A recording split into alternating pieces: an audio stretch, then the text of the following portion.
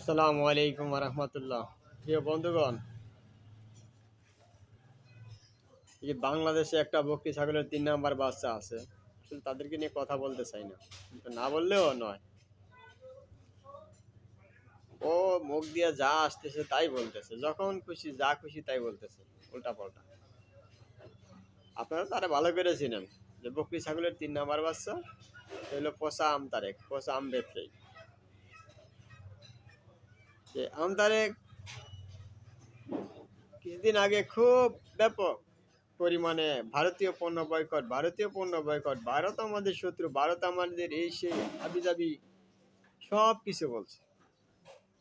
কিন্তু এখন দেখেন ভারতের কুলের ভিতরে ঢুকে গেছে। এখন আর ভারত কোনো শত্রুতা নাই, ভারত নিয়ে কোনো কথা নাই তার।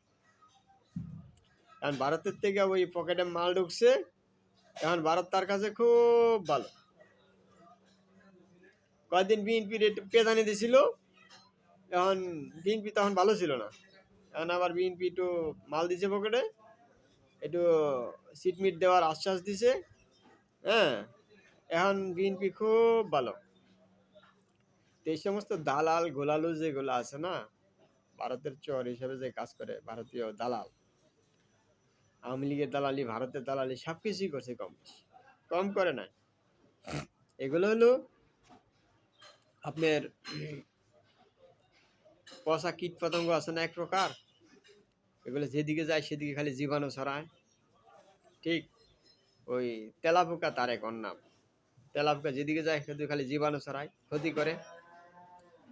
ঠিক সিকা তারেক, ওর নাম এখান থেকে সিকা তারেক।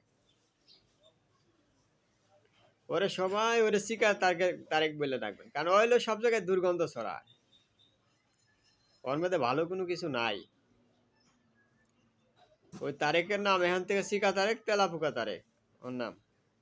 আপনারা সবাই ওরে তেলাপোকা তারেক কুয়ে ডাকবেন, আর নাহলে চিকা তারেক। কারণ চিকার কাম হলে দুর্গন্ধ ছড়ানো, ভালো কিছু নাই ওর মধ্যে। তো সেজন্য আপনারাও ওকে ওই চিকা তারেক কুয়ে ডাকবেন। ওর নাম হইল চিকা, কারণ ভারতীয় দালাল। আর ভারতীয় কি কমো, ওর বাসায় আমার আসতেছে না। আর ওইসব ভাষা তো আমরা ব্যবহার করতে পারি না।